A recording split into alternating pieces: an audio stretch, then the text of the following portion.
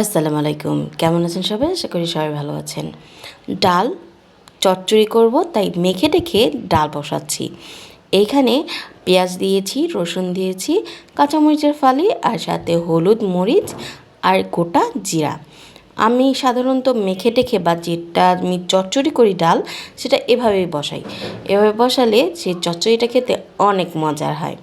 তো এখানে লবণটা দিয়ে ভালো করে মেখে নেব, তারপরে দিয়ে দেবো পানি। আর সবার শেষে কিন্তু তেল আগে দিলে হাতে ভরে যায়, তাই তেলটা আমি সবসময় একটু পরেই দিই।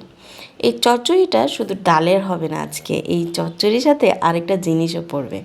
সবাই দেখে বলতেই পারেন যে ডালের চচ্চড়ি দেখানোর কি আছে, এখানে শুধু ডাল হবে না, তাই আমি একটু ডালের চচ্চড়িটা কীভাবে বসিয়েছিলাম তাই দেখিয়ে দিলাম।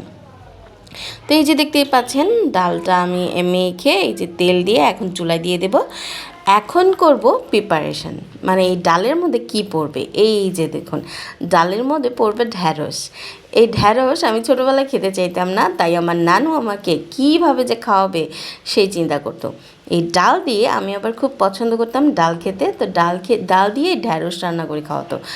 কী যে ভালো লাগতো বিশ্বাস করেন।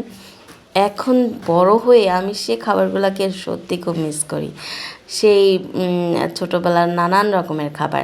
তো এই যে ঢ্যাঁড়সগুলো আমি ধুয়ে এরকম চাক চাক করে বড় বড় করে কেটে নিয়েছি। এই ঢ্যাঁড়সগুলো এখন এই ডাল সিদ্ধ হয়ে যাওয়ার পর ঢ্যাঁড়সগুলো দিয়ে দিলাম। যখন একটু মাখা মাখা, মানে ডালে মাখা মাখা পানি থাকবে, তখন ঢ্যাঁড়সটা দেবেন। তাহলে চচ্চড়ি যখন হবে তখন ঢ্যাঁড়সটাও সিদ্ধ হয়ে যাবে আর ডালটাও একদম শুকিয়ে চচ্চড়ি হয়ে যাবে।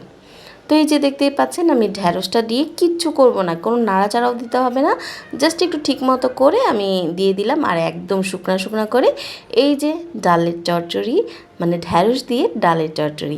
কেমন লাগলো এই ঢ্যাঁড়সের রেসিপিটা? আপনারাও আপনাদের বাচ্চাদের সাথে ট্রাই করতে পারেন। কেমন লাগলো জানাবেন। ধন্যবাদ।